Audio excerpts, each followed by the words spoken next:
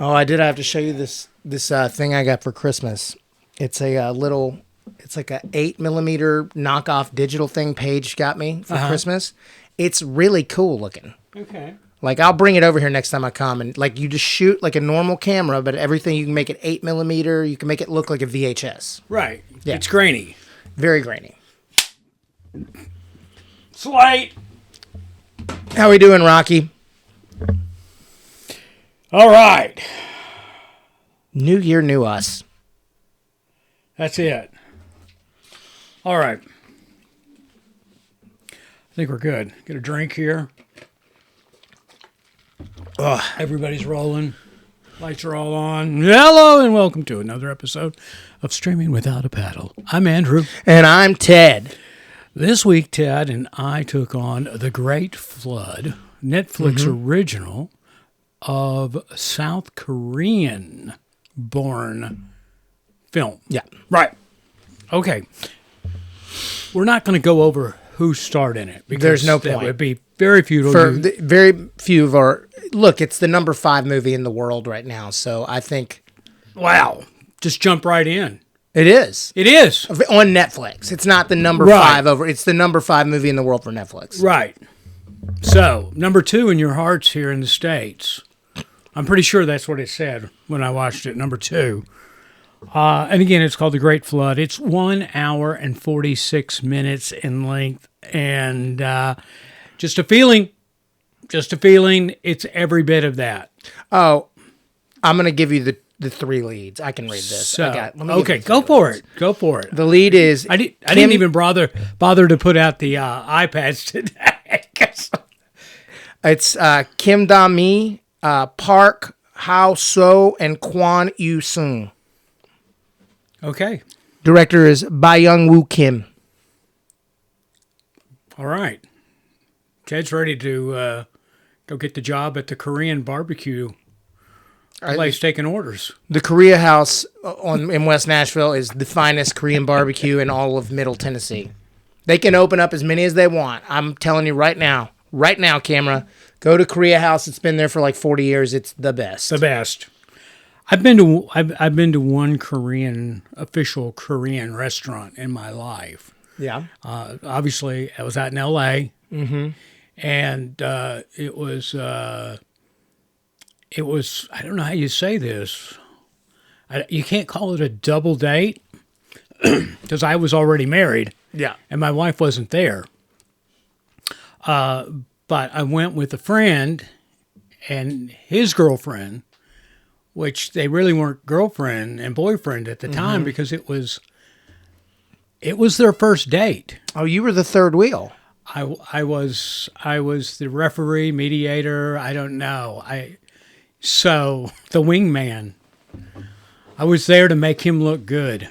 Apparently, I did because they got married. You did it. Yeah. What I wouldn't.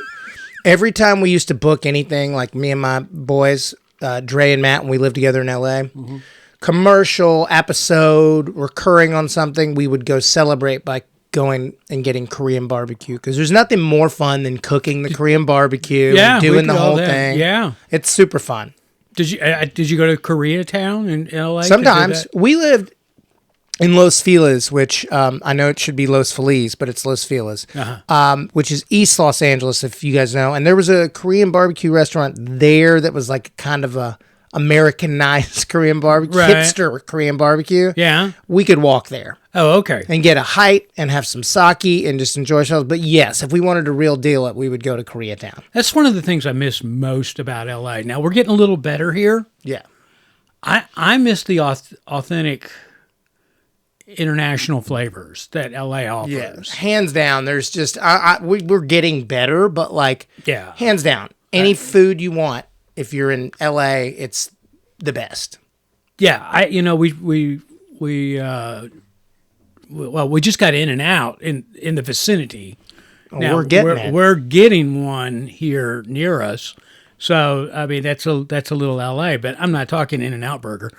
I'm talking real authentic international foods. Like we recently, well, I say recently, it's been a couple of years now, actually. We've got a real Italian restaurant in town. What's that? The one. Geo, yeah. Tutu de Geo. Yeah, Tutu de Geo. We get that all the time. Not great ambiance in there. No. But great food. We get it to go all the time. It's authentic. She's real Italian, real Sicilian, and it's amazing. She's so that's good. And then a 3 years back we got. And it's fast food Mexican, but it's real authentic Baja style Mexican food at Oscars. I love Oscars. And I do too. And what else did we just get? We got the Mexican, we got the Italian. We got authentic Mexican that's not like California Mexican is different. We've talked about it on here before. Yeah. Well, it's not a sit down Mexican restaurant. No. It's again, I put it into the category of it's a fast food style Mexican restaurant, but it's authentic Baja style. It's San Diego style. Yes. Northern California style burritos. That's the thing. Yeah, it's like a taste of home. But I miss that about LA, the food. Anyway, back to movies. Welcome to Dining with Andrew and Ted. Yeah. Honestly, I would say Tutu de Gio's the best Italian food in Nashville. I can't think of anywhere better. Yeah, no, they're I think they were number 35 and nationally ranked on Yelp. I mean that meatball, if you like a meatball, is pretty good. Yeah, and well, the pizzas are amazing. Mm-hmm. They're brick wood fire. Yeah, they're great. They're wonderful. Oh, sorry. So anyway, all right, let's get back to this. The Great Flood, starring those people Ted reeled off there. It's on Netflix. I don't know if I said that or not. Yeah, I think I did. You did. Yeah. So anyway, you want to take the synopsis? You want me to go down that road? What do you want to do? I'll do it. Sure. Okay. An asteroid hits Antarctica, and the world is flooding, and everything is going to be destroyed. And this lady is in charge of putting empathy. Is it empathy? Yeah, no, emotion. Human emotions into AI robots. Right. And so they rescue her and her son, who you then find out pretty quickly is actually an AI. Yeah. And then and they're rescuing her. They're rescuing her to take her to this the space station. Yeah. Right. So they're going and and I mean, I guess we might as well just say it. Then you find out about halfway through that she is an AI, and they've already got the emotions into the child, and they're trying to get the emotions into the adult, and they're making her keep trying to save her son from a great flood that is a simulation.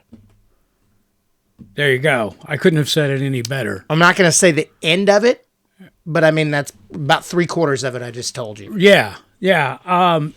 And here's the interesting thing. You go about half the movie with the build-up and the sense of the story unfolding. And then the second half of the movie is this kind of Matrix repeat. Yeah. And of getting things right and trying again and that kind of thing. So it was an interesting concept. Yeah, and she had to go through 22,000 times to get it right. That's the end number. Right, right. And so you know what? I'm just going to jump in. I thought the acting, the performances were wonderful in it. I mean, the overdubbing didn't bother me one bit. I mean, you can tell, but yeah, it didn't bother me. And I think from a cinematic standpoint, it was shot really well. Yeah. That's a tough shoot because you're dealing with water. Ugh, it would have been and awful. You're talking lots and lots of water. Yeah. So I don't know if they went to a tank somewhere, a tank studio, and shot that, or if it just CGI. Or AI. I think a lot of it was CGI. But it was seamless, whatever it was. I mean, probably a combination of both, if I had to guess. I thought it was wonderfully directed. I thought it looked beautiful. I watched it with the overdubbing, and then I turned it off and watched it without. It's better without. The kid's not as annoying without the dubbing. Well, he's so annoying. But like with the dubbing, I think that was purposeful, though. Right. After I figured it out. Right. But I think the actor, the kid actor, is not as annoying as the voice. Right. She was great. The security guy that was helping her through it was great. I mean, they were all three great. And they're really the only three actors. Yeah, I tell you, I was impressed. Yeah. I mean, I thought it was, well, it created a lot of anxiety with me. One, I have this, I don't want to say a fear of water, but I've had a lot of life water events. Mm-hmm. And so I, you know, whew, my anxiety watching it was pretty high. When those big waves were coming up over and you didn't know that it was an AI thing, you Right. didn't know they were going to keep repeating, and I was like, I don't understand how they're going to live. I was standing up. I had to walk around the room. Yeah, no, I mean, it really was very, very, very intense. Yeah, it made me second guess or have second thoughts about spending my retirement years on a catamaran in the Caribbean. Yeah, have fun. Yeah, I don't think they get waves like that in the Caribbean. It's kind of protected, but whoo. Dude, I'm going to the mountains. When I retire, I'm going to someplace in the mountains, because you know what's always safe? Seems to be? Yeah. The mountains. I'm you know, my wife and I have conversed about where we want to spend our golden years, as they say. And I might be abroad. I might be going to Italy, another country altogether. I'll tell you where it won't be. Middle Tennessee. Yeah. No, my golden years ain't in Middle Tennessee. Nope. I don't know why people move here. They love it. I don't know why. I know why. There's no state income tax. And well, you know, it's really funny because we've had an influx of people here lately, and this last summer, I repeatedly heard or read on social the comments about the humidity in the summer. Welcome to it, friends. Yeah, didn't know that we were moving to that. We visited in the spring. Yeah, we came in October and we thought, oh, it's a beautiful 72. Oh, yeah, man, yeah. June through the middle of September is the devil's backbone here. It's green. It's in the high 90s, but it feels over 100 because the humidity is ridiculous. And it rains a lot. Oh, it's so... Hey, just a heads up to all you people thinking about coming here from California, especially Southern California. Yeah, there's a lot of humidity here in the summer. And friends... It's miserable. Yes, and friends, you think that you're like, it's 100 here and it's fine. It's a dry heat. It is not a dry heat. It is a wet, gross heat. No, not by any means. Matter of fact, it's more comfortable to be in Florida around the beach, the ocean, in the summertime than it is to be in Middle Tennessee. Yeah. I mean, it is. I just, you know, the humidity level down there is nowhere near what we get here. But anyway, all right, yeah, I got a big thing with water. Mm-hmm. And... so my anxiety levels on this were fairly high. Mine were pretty high throughout the whole thing, and I don't have a thing with water. Yeah, I enjoyed this movie, Ted. Go ahead, sorry. No, go. I enjoyed this movie too. I enjoyed the first half of the movie more than the second half of the movie. I agree. And the reason for that was, I think, on my end, now that I've watched it and have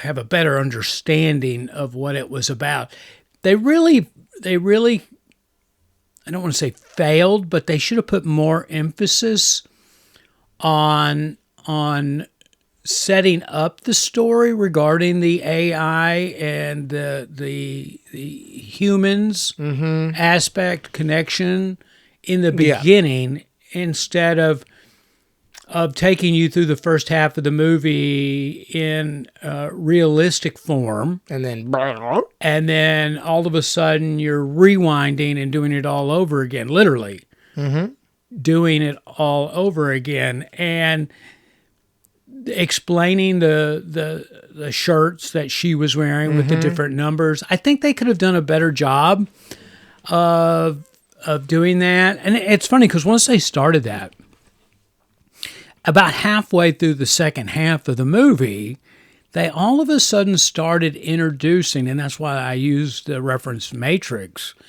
They introduced kind of a Matrix feel to it when it came to outlining the buildings. Yeah. And, the end of situation scenarios would basically be erased by this Matrix thing. Yeah, that was what I didn't, it was too, like it just happened. Yeah, I think there needed to, because this movie opens, and it's not a spoiler by any means. I mean, it opens with the flood. Oh yeah, they get flooded out within the first 5 minutes. I think it would have behooved them to maybe have started out with her at work and getting an understanding of what she does and what the objective is, and then getting into the flood. I think you're right, and I think you didn't have to show the Matrixy stuff at all. I think you could have, at the very end of the movie, gone back to realizing that she was in this simulation. Yeah, and maybe that's how you started it out, is how it ended, or how the first. Well, it would be the end of basically the end of the second half of the movie. I put it into two halves here. Where she becomes the subject. Yeah, started out with that in space. And understanding what they're doing, and then go through her, more like the Matrix. Yeah. When what's his name, Neo? Keanu. Yeah, I know, but what was his character's name? Neo. When Neo. If I can be honest with you, I hate the Matrix movies. Yeah, all of them. Yeah, I didn't really care for them. I didn't like them at the time. I don't like them now. That's Lawrence Fishburne and Burn Within, right? Fishburne, yeah. Yeah, Fishburne. It's a bunch of really good actors, and they do a good job. But when they sit in like the dental chairs and they get all hooked up. Yeah. Yeah, if they started off with more of that, so you had an understanding that, okay, this is a sequence that we're going into, that probably would have been helpful, because the downfall of this movie was you watch this wonderful movie for the first half, and then all of a sudden you're thrown back into it and you're scratching your head. What happened? What's going on? And they really didn't explain what was going on the second half of this movie until they got to the end of the second half. Yeah. And then you go, Yeah. That's why I watched it a few times. Yeah, it was interesting in that aspect, but I thought it was well done. It kept me enthralled the whole time. Yeah, I think we give it some numbers. Then I want to talk about AI. Okay, all right, let's do that. Go ahead, put your number out if you want, or you want me to throw mine out? Throw yours out first. Okay, I'm a 6.2, but I'm going to preference that with, if you are a fan of The Matrix or any of that kind of sci-fi stuff, you're going to really enjoy this movie. I enjoyed this movie, but I wasn't blown away by any means. And I think its downfall was the fact that the second half, it was just too convoluted, even though the whole thing kept you mesmerized. I'm going to do this two ways. Okay. I would give the first half of the movie like an 8.5. I would give the second half of the movie like a 5.5. That's a good way to do it. So if we combine that, what is that, like a 7? I don't know. It'd be. I think I'd give this like a 7, 6.9. I think that's a wise way to break it down, because the first half was again, it was wonderful. It was so realistic. It just, and it far outshined the second half. But I think if you're into that Matrix genre, you're going to really enjoy this movie. Yeah, if you're into that, I think this is going to come off as like a 8.7 for you. Yeah, or just do this. Just do this, because I think you're spot on with your breakdown that way. You just figure at the I don't know, 50, 55-minute mark, your movie's done. Yeah. Just, you'll know when it happens, because as soon as the start of the movie starts again, just turn it off. That's a good way to put it. Just turn it off. Then you'll walk away going, that was pretty good. Yeah. It only took an hour. But I mean, I would say it's a watch. Like if I'm a watch. I'm a watch. If I'm sitting around, I'm like thinking, okay, it was good. I mean, in general, South Korean movies are very good. I mean, very good. I've really, last year, most of the movies that I touch, which was my number 3, I think, at the end of the year, I enjoyed the foreign-made movies more so than what we produced, even if we shot them overseas. Everything, which is basically everything. Yeah, but Touch, Mango.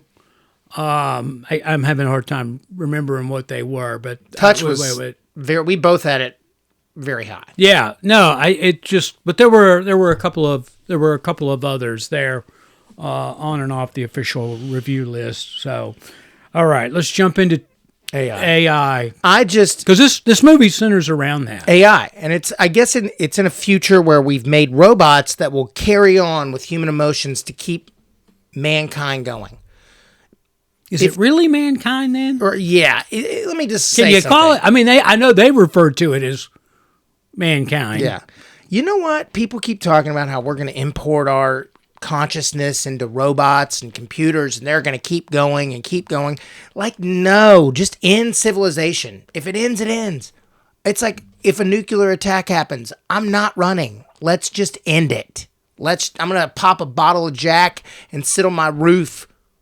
Like, I don't understand it. I don't understand. Why are we making these robot things to take away every job and all our creativity? And, oh, cool, there's this AI band that sounds so cool. You're a dork. You are I'm looking at the camera. You are a big dork if you listen to AI music, or you really want an AI feature film with no actors, no writers, no directors, no creativity. I think that because it scares me. It does. It scares me. AI does. Because you sit here and you listen to the people that are behind it. Mm-hmm. Sam Altman. He sucks. OpenAI. Yeah. And, even what Elon's doing. And he also sucks. And Microsoft. All those guys that are talking about it, that are actually in it, they're not laying out a real rosy picture. I forget the name of the guy who's quote unquote the father of AI, who's pretty much out of it now, and he's not painting a very positive picture of it. It's indentured your servants. Would we be servants? Yeah. Well, I think, and this movie actually kind of touches on that, in the sense of, I don't know if you noticed it or not, that the purpose of AI was kept separate from the public. There wasn't a lot of AI in the everyday lives of those people that were in this movie, but yet the AI was so advanced at this point. We're actually creating humanoids, that are basically, their mind is a computer chip. It is AI, right? But it has emotions.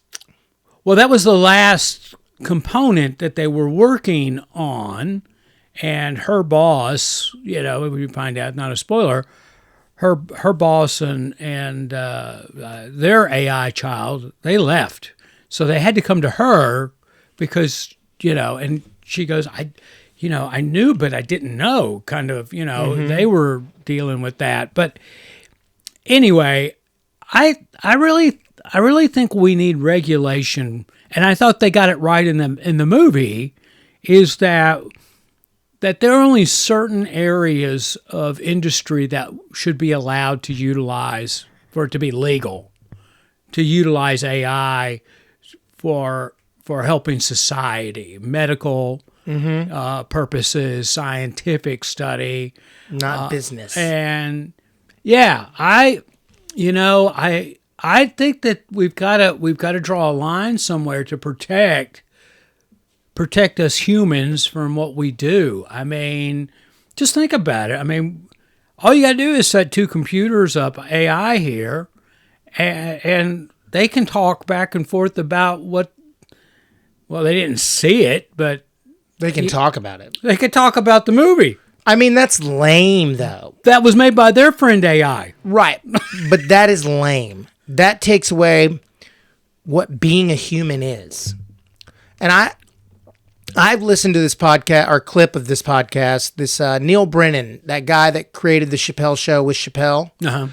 And he had some guy talking about all these AI billionaire people, and he was like, let me tell you what's going to happen.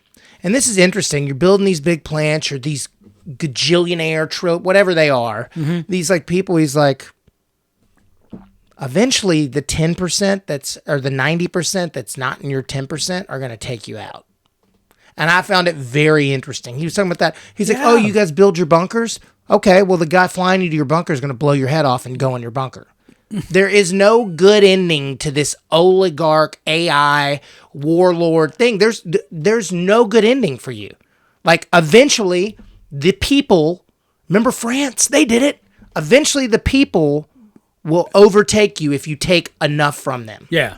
And that's what AI is predicting, is we don't need you for anything. We don't need you to deliver packages. We don't need you to work at the grocery store. We don't need you for anything but manual labor. And AI is not even going to need us for that. Wow, we got a little bit before that. Let's be real. I mean, I don't see robots walking around. Do you? Because, well, I do on YouTube. I want to see a robot that looks like one of us. That's what I want to see. I think it's a lot sooner than we expect. I think it's in our lifetime. And I do too. Which scares me for the next generation. It makes me worry. That's why, again, I just go into this because this movie really hits on it. I mean, this is a thinking person's movie. Yeah. I mean, you can watch it and be brain dead about it and enjoy it. No question. But if, like Ted brought out the AI in this because it really hit home with him. And so that's another reason to kind of watch this, is to understand it. But anyway, I that's why I say we've got to have, taking what you were talking about, the 10% controlling the 90%, and the funny thing is, I think our people that are leadership, okay, they have to understand that while they might be wealthy and they might be sitting right now in a place of power and position, here's the next phase. The next phase is, and it's already there, you're just going to probably become more of one, and that's a pawn to these guys that are in control of AI. Mm-hmm. And so, you're going to be their itch, missing to be there, keeping it clean. And then at some point, they're just going to dump you because they're going to come to the realization, you know what, I'm cutting out the middleman. Yeah. We don't need you anymore. So that's why I think our leadership it's never been more important, especially on the AI front, to be more independent from special interests, because they don't understand they're going to be tossed out with the trash when they're done. They're expendable. I mean, I think if you don't realize that every politician views you as an expendable thing, like every politician, every AI person, whatever they are, you're expendable. Because, I mean, did grocery prices come down? I don't think they did. And that's what this movie did, too. Yeah. They talked about the kid there. He was expendable. Yeah. They just needed something out of him. Then they were done. And they took it. Yeah. But, I mean, the Elons, the Sam Altmans, all of them, they don't care. They don't care because they're bajillionaires. They do not care. And I guess more importantly is because they control the AI. Right. So that's why they don't care. But I am going to be positive because I've seen multiple people that don't want this. You want to know what I want AI for? AI, can you give me a recipe for blah blah blah? Hey, AI, can you make me a list now you're taking the chefs out. No, a recipe. Nah. No, but those recipes are created by people. Right, but I can't cook it like a chef. That's why I would go to a restaurant. No, that's what I'm saying, though, is that Chef Bob over here, he's sitting in his kitchen one day, and he's got a piece of chicken sitting on his board, and he's like, what am I going to do with this chicken? I mean, like every good recipe or original recipe starts, okay, I want something baked. Now, how am I going to bake this in the sense of what additional ingredients am I going to add? What spices? What flavors? Am I going to stuff it? That kind of thing. That's actually a person there. Well, creating that recipe. I get you, but and then they write it down and it becomes a hit. Whether it's on YouTube, they make money off of it, or in a recipe book, or on a television show. Well, unless the aliens show up and they laser beam all the AI engines in every part of the world, I don't think it's going backwards. I don't think AI should be that accessible by the general public. Again, I think there needs to be strict regulations on the use of AI and what it's being used for. Medical purposes, scientific purposes, and in the sense of scientific purposes, how do we make a more efficient generator or a totally new fuel source that's not fossil fuel related, or using that? How do we cure cancer? AI, medically cure speaking, cancer. Yeah, cure cancer. That's what I'm saying. You know why they won't cure cancer though? So, well, it's money, right? They're never going to cure cancer because of money. So they want the money, the treatment that you have to do. Well, I think at some point there's going to be a competing factor in that, because the guys making the AI are different from the pharmacy, and so I think the pharmaceutical, and so I think somebody is going to become a pharmaceutical AI guy versus the hands-on. But then again, you're talking about losing jobs. I mean, there's going to be damage. There's going to be collateral damage no matter what. I think the job of our leadership is you got to minimize the collateral damage, and you do that. The only way I see, and I could be wrong, the only way you do that is that you minimize the access to AI. I mean, it's like you can go online right now and have AI generate a logo for your business. No, you're right. It's not the coolest logo, but it's killing somebody, because you know what? It might not be the coolest, as you say there, but it's either free or it costs me $9.99. Well, here's my question. If you're a kid, you're in high school, going into college, what's the point? Like, what are you majoring in besides life experience? Because, like, accountant will be gone.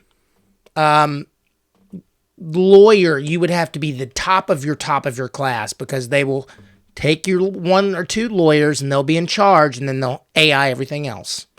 So I just feel sorry for the generations below us, like the generation specifically going into college right now, and the kids that are in junior high coming up. Yeah, because isn't Chris Pratt in a new movie where he's where the legal system is AI? Yeah, that kill whatever thing. And then, I mean, it's like, well, you were talking about the legal profession. Yeah. So there you go. Judges, lawyers, eventually, once robots are functional, cops. Well, I mean, it's like, I don't understand what you're telling these kids to go do. IT. 10 years ago, everybody was like, go into IT. What? What do they need? They don't need you. They might need one of you. Yeah. To fix a plug. Yeah. I don't understand what we're telling the youth and why they're... Yeah. I guess just to go out and create OnlyFans accounts and social accounts, and hopefully they make videos, get popular like Jake Paul, I guess. Yeah, there's not going to be any money because nobody's going to have any money because nobody's going to have any jobs. Universal income. And so, and again, I think this really, I know we seem like we've had a sidebar here, but we haven't. Because this conversation is provoked by this movie, and that's why I'm a watch. Again, I'm with Ted. Now that I think about it, I'm going to give the first half of this movie, let's just say an 8.2, and then the back half of it is 6.2, and you can work it out from there because it's a good movie. Great. So watch it, Netflix. Watch it. Yeah, because it's going to get you thinking. It got us thinking. It did. All right, before we go, Ted and I are going to start this year off. We're going to do something different. We're going to include a new segment. We're going to end every show with what we call Rewind. And each week we're going to alternate. And we're going to not necessarily review, but suggest something to you to go watch that is currently available for streaming. All right, I'm going to kick it off with one of Steven Spielberg's very first movies. It's called 1941. It was released in 1979. And I'm just going to read this cast off to you, okay? Because it's huge, all right? Danny Aykroyd, John Belushi, Slim Pickens, Tim Matheson. I'm hitting big names here, so you know that. Eddie Denson is in this as well. Ned Beatty, Robert Stack. I mean, it is just chocked full of what turned out to be very big name actors. And it's, again, 1979. And the premise of it is it's 1941 is the name of the movie again. The premise is about a Japanese submarine that, because it happens during World War II, supposedly, that has been located off the coast of California. Okay. I mean, you just think about that for a second. To think that how would Californians react with a sub, or an adversarial sub off their coast, right? So anyway, and there's a lot of social life involved in it, but there's the cool, laid back kind of military aspect to it, with the exception of Belushi's over the top, gung ho. He plays the only pilot in this movie, and but he's ready to go get him. He's ready to take him out. I've never seen this. I look forward to it. Oh my! It is so funny. That's my suggestion. That's my rewind, and it's available on Amazon right now. 1941. It's a comedy. It's an hour and 50 minutes long. So, and it doesn't lag by any means. I mean, I'm sitting here smiling while I'm recalling this movie. So that's my movie. That's my rewind. 1941, Amazon Prime, one of Spielberg's very first. Let's do it. I think this was pre Jaws. Jaws is 70. No, it's 77. Not. 77. I think Jaws popped. This is my question is this pre what's the alien movie?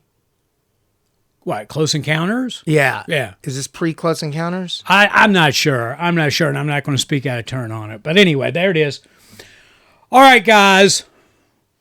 We're going to wind it up here. It's been a good show, long show. Yep. We're excited about the year. Next week, Ted's going to do a rewind for us. Can't wait. Until then, I'm Andrew. And I'm Ted.